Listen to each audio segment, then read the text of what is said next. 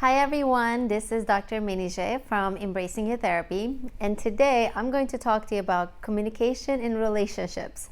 This is a very common topic that we work with our couples in our therapy office here in Woodland Hills, because in couples therapy, whether you are working on unresolved issues from the past or a current stressor that's happening in the relationship, it really comes down to our abilities in communicating the issue and ability to practice conflict resolution.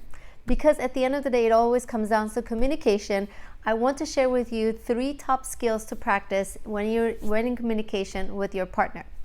I do want to also explain that communication issues can result because of a variety of reasons in any relationship. There could be something personal from your history, from your family history, that plays a role in your difficulty communicating. There could be past failed relationships that adds to the stress of communicating effectively with your partner. So while I share with you 3 communication skills, I do want you to still take time in therapy to unpack how you came to develop some of these communication issues in the relationship. So let's get started. The first communication skills I want you to practice in your relationship is talking about your feelings. It is very easy to talk about events, talk about what the other person have done wrong, and not staying very centered and vulnerable to how you're feeling in that particular moment.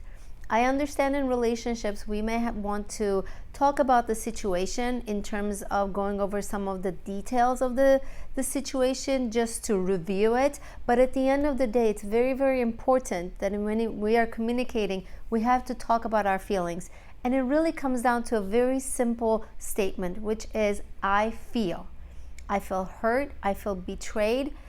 And sometimes you may hear that I feel blank when you blank, which is a very good statement. But I would recommend, before we go into when you did X, Y, and Z, I'd rather ask you to just stay with the feeling statement that I just gave.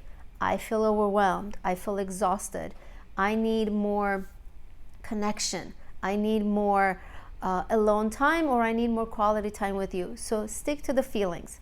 The second most important communication skill is to put the problem in front of you guys, not between you. So think about it. Don't put the problem between you and your partner, put it in front of you. And what that does is that instead of thinking the problem is hers or his to solve, we now are more able to say it's our problem. It's our problem to solve because we're now putting it in front of us. And when we do that, as you can see with our hands, we can physically see the problem in front of us rather than between us. We now, when the problem is not between us, so imagine my partner's right here and I'm not putting the problem between us, there's nothing in between us. So we are more likely to act as a team when we put the problem in front of us. So I always encourage my couples when I meet with them for couples therapy, I always ask them, let's set an intention for our session today. And the intention is that we're going to put the problem in front of us, not between us. And here's the third thing I want you to guys remember when it comes down to communication skills. Do you want to be right or do you want harmony? Here's a catch.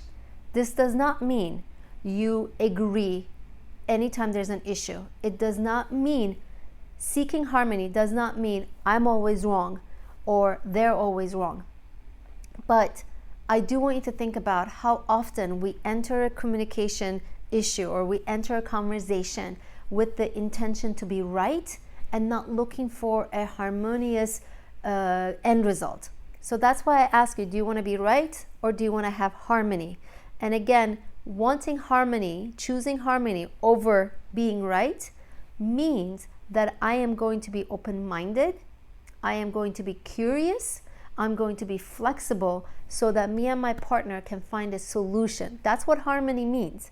Harmony does not mean people pleasing. Harmony does not mean being overly accommodating. So please be careful if that's what's coming up for you.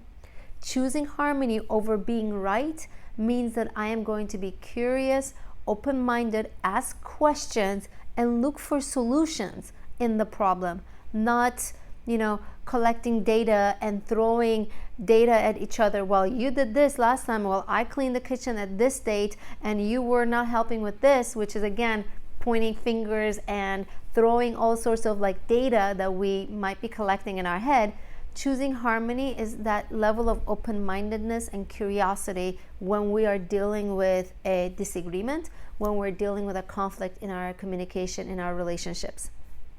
As I mentioned, communication issues tends to be the universally true or challenge for any couple.